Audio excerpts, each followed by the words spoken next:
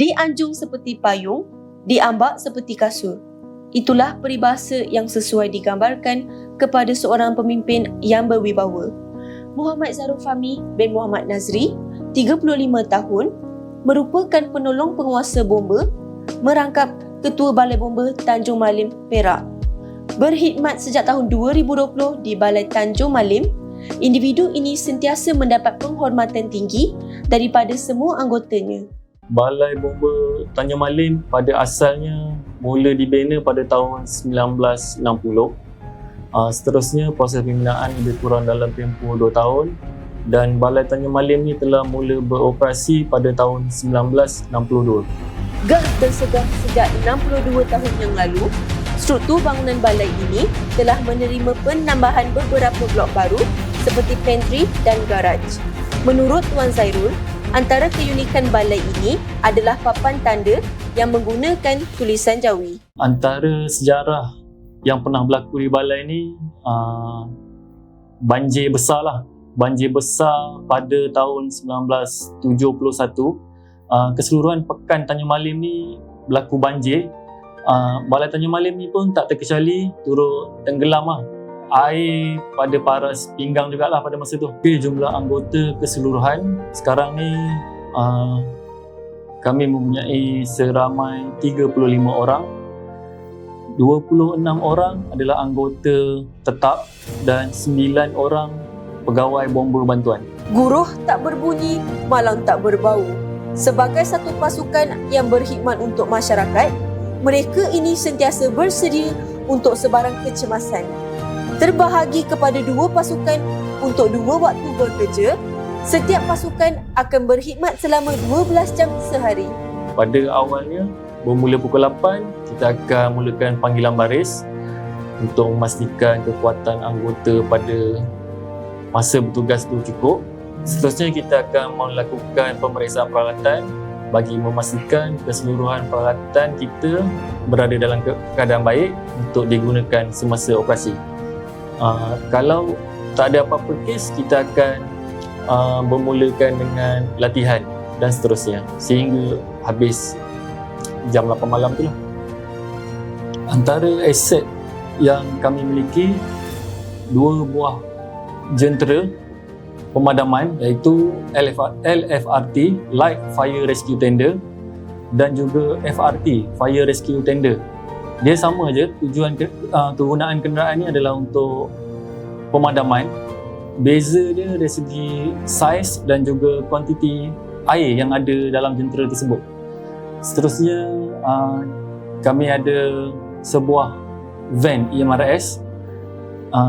Dia akan respon dari segi medik. Seterusnya, sebuah bot penyelamat dan juga kenderaan utility lah untuk kegunaan harian. Sudah tertanam di dalam pemikiran masyarakat, bomba adalah sinonim kepada api dan kebakaran. Di sebalik baju celoreng oranye hitam ini, ramai yang tidak menyedari bahawa anggota bomba turut mengendalikan kes-kes lain yang melibatkan nyawa dan keselamatan. Antara kes-kes yang turut dikendalikan mereka adalah seperti kes berkaitan haiwan dan serangga berbisa, kereta terkunci, kemalangan jalan raya serta kes cincin tersangkut. Selain daripada itu, pihak bomba juga ada membuat aktiviti kesedaran awam dan juga latihan. Antara latihan untuk masyarakat setempat adalah seperti latihan memadam kebakaran, di premis latihan fire drill. Untuk kesedaran awam seperti ceramah keselamatan kebakaran lah untuk setiap masyarakat. Tanjung Malim ni dia tak terkecuali lah dengan kejadian kepala air, dengan kejadian lemas ni. Kita pun sedia maklum Tanjung Malim ni dia berhampiran dengan sungai bernam. Okey, kawasan yang selalu berlaku banjir atau kepala air ni antaranya di lokasi Sungai Bil, pusat rekreasi di Sungai Bil di Sling Village. Di situ salah satu kawasan tempat di bawah jagaan Tanjung Malim. Dari segi persediaan pihak bomba, pihak kami telah meletakkan satu peti kecemasan yang dinamakan LISA, Life Saving Appliance, yang diletak berhampiran dengan sungai. Peti kecemasan LISA boleh menjadi alat bantuan awal untuk sebarang kecemasan di kawasan air. Namun begitu, kewujudan dan fungsinya masih tidak diketahui oleh ramai pihak walaupun isi kandungannya sudah lengkap untuk pertolongan awal.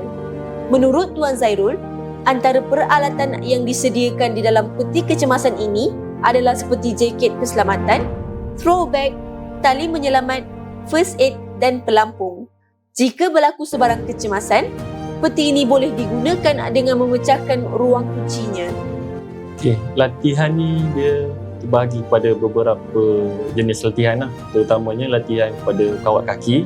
Selain pada tu, kawat operasi. Kawat operasi ni tujuan dia adalah untuk anggota ni faham peranan masing-masing jika berlaku sesuatu kebakaran.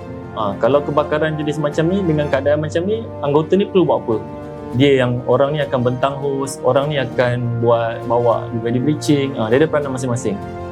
Dia ada jenis kawat-kawat operasi tu lah. Selain daripada latihan kawat, kita ada juga latihan kemahiran. Latihan kemahiran ni lebih kepada kompetensi dan skill anggota tu untuk menggunakan setiap peralatan yang ada di dalam jentera lah. Bagi menghadiri setiap operasi lah, tak kira operasi pemadaman kebakaran ataupun operasi penyelamatan, semasa terima panggilan, pihak bomba akan segera keluar daripada balai bomba dalam tempoh 1 minit untuk ke lokasi kejadian dan akan memastikan setiap kes pihak bomba akan menghadirinya lebih kurang tempoh dalam masa 10 minit. Itu KPI kami lah, dalam 10 minit setiap kawasan. Sepanjang berkhidmat, pengalaman pahit ni dia banyak melibatkan kes-kes yang bila kita pergi tu, mangsa tu dah meninggal dunia lah. Paling kita rasa nampak ngeri ni bila mangsa ni hampir keseluruhan terbakar. Itu yang saya rasa paling pahit lah. Sebabnya mangsa ni dah keadaan dia teruk lah, terbakar. Dari segi pengalaman manis, bila kata bomba ni kita kerja dalam berpasukan, kat situlah keseronokan kita bekerja. Seerat serasa, sehati sejiwa. Itulah slogan yang sering digunakan di dalam pasukan bomba. Slogan ini menggambarkan keadaan susah senang yang perlu dihadapi sesama anggota semasa berkhidmat. Keberkesanan slogan ini dapat dilihat apabila Balai Bomba Tanjung Malim telah berjaya menerima pelbagai anugerah dan pencapaian sejak ianya ditubuhkan. Bagai bulan jatuh ke riba. Pada tahun 2020 yang lalu, Balai Bomba Tanjung Malim telah menerima pengiktirafan 5 bintang SSR, Sistem Star Rating, hasil kerjasama yang baik dalam satu pasukan. Bagi yang tak tahu nombor talian tetap terus ke balai, boleh menghubungi 999. Itu talian utama untuk kecemasan lah. Apabila suatu kecemasan, individu yang menghubungi 999 ni, pihak 999 dia akan tanya keadaan situasi kecemasan tu melibatkan apa. Kalau melibatkan kebakaran, barulah pihak 999 akan transfer panggilan tersebut ke pihak bomba. Barulah pihak bomba akan keluar untuk respon kes tersebut. Saranan saya, masyarakat perlu menyimpanlah nombor talian tetap terus ke balai supaya lebih mudah untuk dihubungi dan pihak bomba akan respon dengan lebih cepat. Nasihat utamalah kepada masyarakat, sama-samalah kita menjaga keselamatan. Keselamatan ni bukannya kepada tanggungjawab pada pihak bomba, dia lebih kepada semua sekali masyarakat. Pihak bomba dah bagi pendedahan daripada peringkat umur kanak-kanak sehingga dewasa. Dari segi latihan kebakaran, kaedah pemadaman. Saranan lain, seboleh-bolehnya lah setiap rumah perlulah mengadakan satu alat madam api. Jika berlaku sebarang kebakaran, masyarakat boleh menggunakan alat pemadam api tersebut untuk membuat pemadaman awal. Tak semestinya berlaku di rumah sendiri. Jika berlaku suatu kebakaran di rumah kawasan kejiranan, kita juga boleh menggunakan alat pemadam api tersebut untuk membuat pemadaman awal. Kita dapat mengurangkanlah kerugian ataupun berlaku kehilangan nyawa. Okey, seerat serasa sehati sejiwa.